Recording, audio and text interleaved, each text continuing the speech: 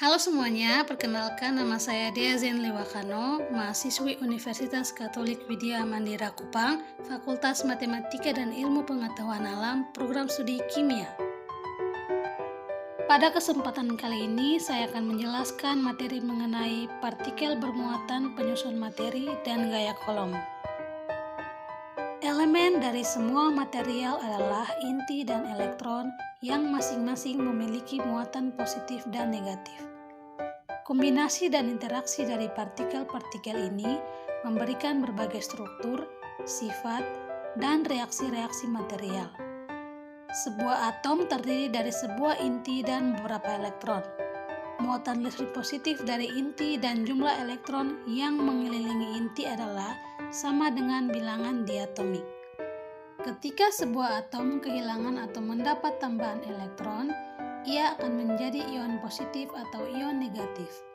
Kecenderungan dari sebuah atom menjadi sebuah ion dengan kehilangan atau memperoleh tambahan sebuah elektron adalah berbeda dan bergantung pada jenis unsur kimianya. Kecenderungan ini sangat berkaitan erat dengan sifat kimia dari unsur. Berikut adalah salah satu contoh soal yang berkaitan dengan partikel bermuatan penyusun materi dan gaya kolom. Dari soal tersebut diketahui muatan listrik dari 1 mol elektron adalah 96.485 kolom per mol yang berasal dari konstanta Faraday dan jumlah dari partikel untuk setiap 1 mol berasal dari bilangan Avogadro. Dengan menggunakan nilai-nilai ini, muatan dari sebuah elektron dihitung sebagai berikut. Secara umum, material yang kehilangan sebuah elektron akan membawa muatan positif dan material yang memperoleh tambahan elektron akan membawa muatan negatif. Material yang membawa muatan listrik akan memberikan gaya satu dengan lainnya pada arah-arah yang saling menghubungkan mereka. Sepasang muatan dengan tanda yang sama akan saling tolak-menolak satu sama lain, dan muatan dengan tanda yang berlawanan akan saling tarik-menarik.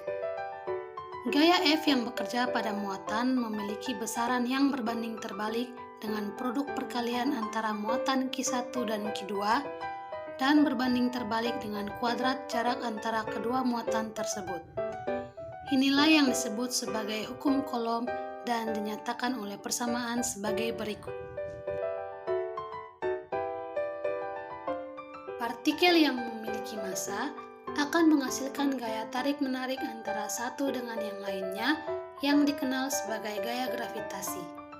Akan tetapi, untuk partikel yang memiliki massa kecil seperti elektron dan ion molekul, gaya gravitasi dapat diabaikan karena terlalu kecil dibandingkan dengan gaya yang diberikan oleh hukum kolom atau gaya kolom. Meskipun hukum kolom ditemukan dengan mengamati gaya-gaya pada benda bermuatan, hukum ini juga dapat diaplikasikan pada partikel yang sangat kecil, seperti pada elektron dan inti atom.